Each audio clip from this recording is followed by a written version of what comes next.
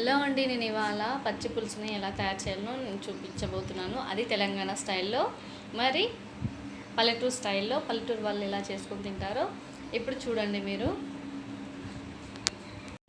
Guys, మీ అందరు ఈ వీడియోని చూస్తున్నారు. అందరికీ ఈ డిష్ నచ్చుతుందని నేను అనుకోవట్లేదు. కొందరికి నచ్చుతుంది, కొందరికి నచ్చదు. కానీ టేస్ట్ అయితే చాలా బాగుంటుంది. ఇది సమ్మర్లో ఎక్కువగా పల్లెటూరులో చేసుకుంటాము. మాది కూడా పల్లెటూరే కాబట్టి మేము ఎక్కువ ఈ సమ్మర్ వచ్చిందంటే వారంలో త్రీ డేస్ అయినా పక్కా ఇది ఉంటుంది. కొందరైతే డైలీ ఆఫ్టర్నూన్ దీన్ని పక్కన పెట్టుకుంటారు, లేకపోతే ముద్ద దిగదండి.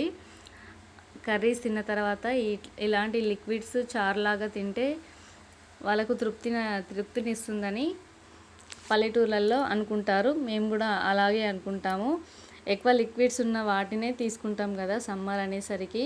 మా బాబు అయితే కారం తినాడు, అందుకని కారం కారం అని అంటున్నాడు. నేనైతే కొంచెమే కారం వేశాను, అయినా వాడు కారం కారం అని అంటున్నాడు. హైదరాబాద్లో ఉండే వాళ్ళకు ఇలాంటి డిషెస్ నచ్చవు మోస్ట్లీ. ఎందుకంటే వాళ్ళు ఒక ఫోన్ తీసుకుంటారు, బిర్యానీ అని ఆర్డర్ చేస్తారు. జొమాటోలో కానీ స్విగ్గీలో కానీ బర్గర్లు, పిజ్జాలు, వాళ్ళకి ఇలాంటివి బాగా టేస్టీగా ఉంటాయి. ఇలాంటి లిక్విడ్స్లో కూడా టేస్ట్ ఉంటుందని వాళ్ళకి ఏం తెలుసు. కొందరు మాత్రమే తింటారు, అందరూ ఇష్టంగా తినరు కదా అని నేను అనుకుంటున్నాను. కానీ టేస్ట్ మాత్రం చాలా చాలా అద్భుతంగా ఉంటుంది. ఈ పచ్చిపులుసును ఎక్కువగా టెంపుల్స్లలో చేసుకుంటారండి. అంటే దాసంగం పెట్టే వాళ్ళు ఉంటారు కదా, వాళ్ళు ఈ పచ్చిపులుసు దేవస్థానంలో కూడా ఇలాంటివి చేస్తారండి. మీకు తెలుసా? అంతా చింతపండు తీసుకొని దాన్ని ఒక గిన్నెలో వేసి వాటర్ వేయండి. వాటర్ వేసి ఇలా బాగా కలుపుకోవాలి. డస్ట్ ఏమైనా ఉంటే వెళ్ళిపోతుంది. అలా కడిగిన తర్వాత ఈ వాటర్ని బయట పడేసేయండి. ఇలా ఫ్రెష్ వాటర్లో నానబెట్టేసుకోండి. చింతపండుని హాఫ్ అన్ అవర్ నానబెట్టుకుంటున్నారంటే అది మంచిగా మెల్ట్ అయిపోతుంది. మెల్ట్ అయిన తర్వాత మనం తర్వాత ప్రాసెస్ని నేను తర్వాత చూపిస్తాను. ఎవరేమనుకున్నా కానీ ఈ పచ్చిపులుసు టేస్టే వేరబ్బా. అయితే నేను ఇప్పుడు పచ్చిపులుసు చేసే విధానం మీకు చూపించబోతున్నాను. చూడండి, నేను నానబెట్టేసుకున్న వాటర్లోనే ఇలా చింతపండును బాగా పిసుకుతున్నానండి. పిసికిన తర్వాత ఆ వ్యర్థాన్ని నేను తీసి పక్కన పెట్టేసుకుంటున్నాను. అయితే చింతపండు గుజ్జుని పక్కకు తీసేస్తున్నాను. పక్కకు తీసేసిన తర్వాత ఇంకా నేను బెల్లంని కూడా యాడ్ చేస్తున్నానండి. ఫ్రెండ్స్, మా ఛానల్ కనుక మీరు ఫస్ట్ టైం చూసినట్లయితే మా వీడియోస్ నచ్చితే మీరు సబ్స్క్రైబ్ చేసుకోండి. ఒకవేళ మీరు కొత్తగా ఛానల్ పెట్టినట్లయితే మీ ఛానల్ లింకుని నా కమెంట్ బాక్స్లో కమెంట్ చేయండి. నేను సబ్స్క్రైబ్ చేసుకుంటాను, మీ వీడియోస్ కూడా వాచ్ చేస్తాను డైలీ. ఇలా చింతపండునంతా గుజ్జుని తీసేసి పక్కన పెట్టేసుకుంటున్నాను. పక్కన పెట్టేసుకున్న తర్వాత బెల్లం గడ్డ ఉంటుంది కదా, దాన్ని కొంచెం కొంచెంగా దంచి మనకు కావాల్సినంత క్వాంటిటీని మనం తీసుకోవాలి. టేస్ట్ మాత్రం ఈక్వల్ క్వాంటిటీలో వేసామంటే పచ్చిపులుసు ఆ టేస్టే వేరు, అంత టేస్టీగా ఉంటుంది ఈ పచ్చిపులుసును ఎన్నో రకాలుగా చేస్తారు. పల్లీలతో చేస్తారు, పోపేసి కూడా చేస్తారు. కానీ ఇది ఎక్కువ మట్టుకు ముసలి వాళ్ళకు, అంటే ఇంట్లో ఉన్న పెద్దవాళ్ళు చాలా ఇష్టపడతారు. పూర్వంలో ఎక్కువగా ఈ పచ్చిపులుసు గంజి అలాంటివి తాగేవాళ్ళు కదా. కొందరికి తెలుసు, కొందరికి తెలియదండి. తెలిసిన వారు వినండి, తెలియని వారు నేర్చుకుంటారని అనుకుంటున్నాను. ఇంకా నేను బెల్లం వేసిన తర్వాత ఆనియన్స్ని వేస్తున్నానండి.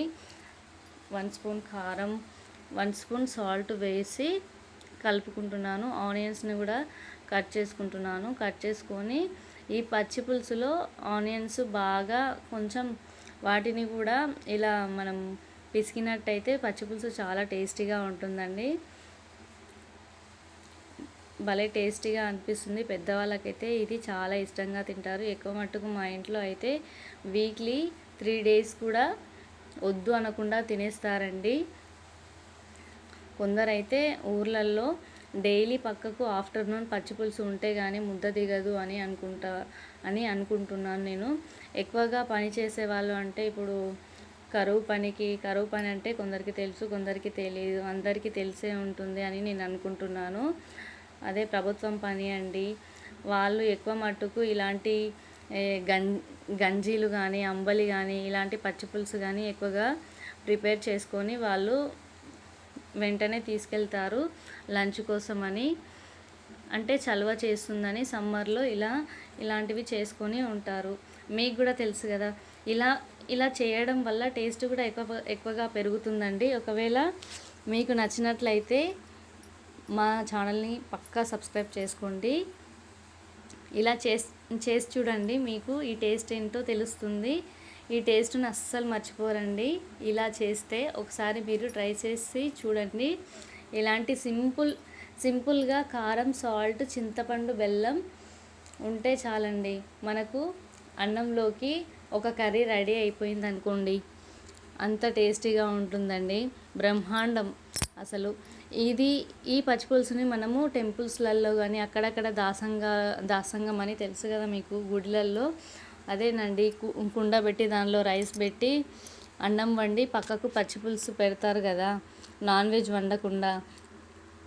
ఆ టెంపుల్స్లలో తింటే ఇంకా ఎక్కువ టేస్ట్గా ఉంటుందండి.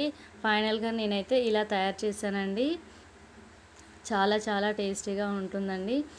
మనము బెల్లం వేసుకోవాల్సి ఉంటే వేసుకోవచ్చు, వద్దనుకునే వాళ్ళు వేసుకోకుండా ఉండొచ్చు. ఇంకా ఏది అవైలబుల్గా ఉంటే అదే వేసేస్తాను, షుగర్ అయినా కానీ బెల్లం అయినా కానీ. Thanks for watching.